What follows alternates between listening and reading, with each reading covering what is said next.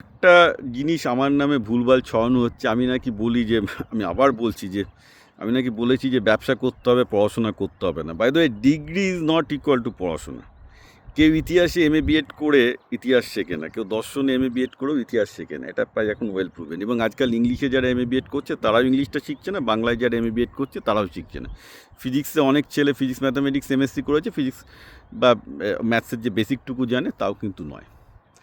So degree পাওয়া equal to শেখা না। আর সেকেন্ডলি, আমি বারবার করে বলেছি যে ব্যবসা তুমি ঢুকে যাও, ক্লাস 7-8 থেকে ঢুকে যাও, 11-12 ঢুকে যাও, ব্যাচেলার ডিগ্রি পর ঢুকে যাও, যেখানে করো না কেন, ব্যবসা করতে গেলে তোমাকে নিজেকে পড়াশোনা করতে হবেই।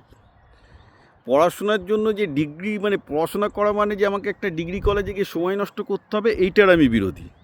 কিন্তু নিজের পড়াশোনা করতে হবে। আমার যদি ইউটিউব চ্যানেল বিপ্লব পাল 2000-এ যান, দেখবেন সব ভিডিওতে আমি বলেছি যারা ব্যবসা করতে যাচ্ছেন, ব্যবসায় প্রচুর শেখার আছে, সব কিছু জিনিস শেখার আছে। আপনাকে নিজেকে আজকে চ্যাটজিপিটির যুগে, গেমিনির যুগে সব কিছু আপনি এআই সিস্টেম থেকে শিখবেন, কন্টিনিউয়াসলি শিখতে হবে। আমি এটাও বলেছি, আদানির উদাহরণ বারবার করে দিয়েছি যে ভদ্রলোক ক্লাস 12 পাস আউট হওয়া সত্ত্বেও আজকে ভারতের সবচেয়ে বড় ব্যবসা চালাচ্ছে, কিন্তু সারাদিন তিনি নিজেকে 2 ঘন্টা খরচ করেন নিজেকে আপডেট রাখতে। আদানি নিজেকে তো এই যে নিজে পড়াশোনা করা, সেলফ স্টাডি করা, এটাই তো আসল পড়াশোনা। হিস্ট্রিতে এমএ বিএড করলাম, বাংলায় এমএ বিএড করলাম, ফিজিক্স এমএসসি করলাম, কী এসব পড়াশোনার কী দাম আছে?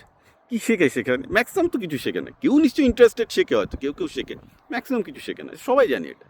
তো ওই পড়াশোনার তো কোনো দাম নেই। সুতরাং ডিগ্রি ইকুয়াল টু পড়াশোনা নয়। পড়াশোনা আপনি ব্যবসা করতে করতে যে প্রবলেমগুলো ফেস করছেন সেগুলো সলভ করার জন্য আপনি শিখছেন, ব্যবসার মধ্যে শিখছেন, কাজের মধ্যে শিখছেন, ওটাই তো আসল শেখা। আমি বারবার বলেছি যে কাজের মধ্যে গিয়ে শেখো। আর প্যারালালি তোমার যদি বিয়ে করার জন্য ডিগ্রি দরকার হয়, করো, কেউ আপত্তি করেছে?